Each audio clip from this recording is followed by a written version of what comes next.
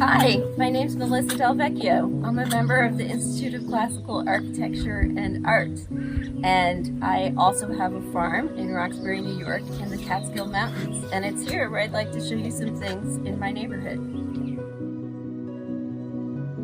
Roxbury's unique heritage was shaped by two very different Gilded Age personalities, the renowned naturalist John Burroughs and the quintessential robber baron Jay Gould.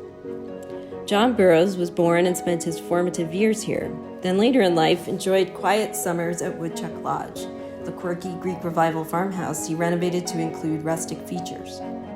The lodge's interior remains much as Burroughs left it, a tribute to his spare lifestyle and appreciation for nature.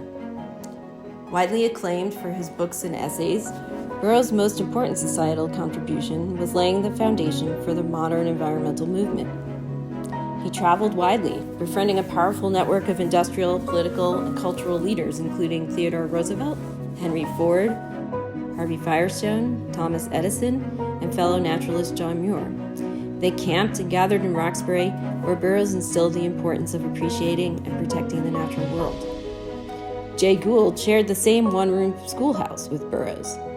A restless child with no interest in the family farm, he left as a young man, ultimately making his fortune in railroads, but remaining connected to his hometown.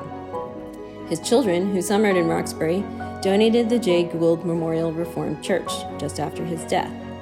Built in 1894, the English Gothic stone church and its associated Tudor carriage house were designed by architect Henry J. Hardenberg shortly after his completion of the Dakota apartment building in New York. Inside, Indiana limestone and quarter-sawn oak interiors feature an impressive set of 3 Tiffany windows. Helen Gould Shepherd, Gould's daughter, purchased a small farmhouse beside the church, enlarging it into her summer home called Kirkside. She developed the adjacent 14 acres into beautiful gardens with the help of landscape architect Ferdinand Mangold, who also worked at her Hudson Valley estate, Lyndhurst. These gardens are now Kirkside Park, and they are the town jewel.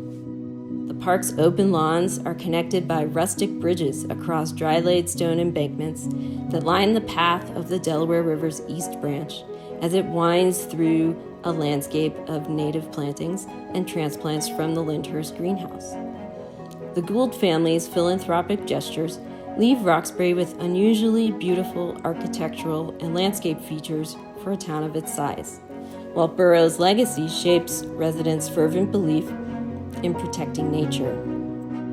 With high-quality existing housing stock and a walkable plan, Roxbury's architectural fabric is inherently sustainable. Like many small towns, its simple infrastructure also makes it a fertile testing ground for new energy-efficient technologies and low environmental impact living. The current pandemic is accelerating trends toward remote work. While this brings serious challenges to the economy and to our cities, it may also lead to an opportunity for the repopulation and revival of small towns.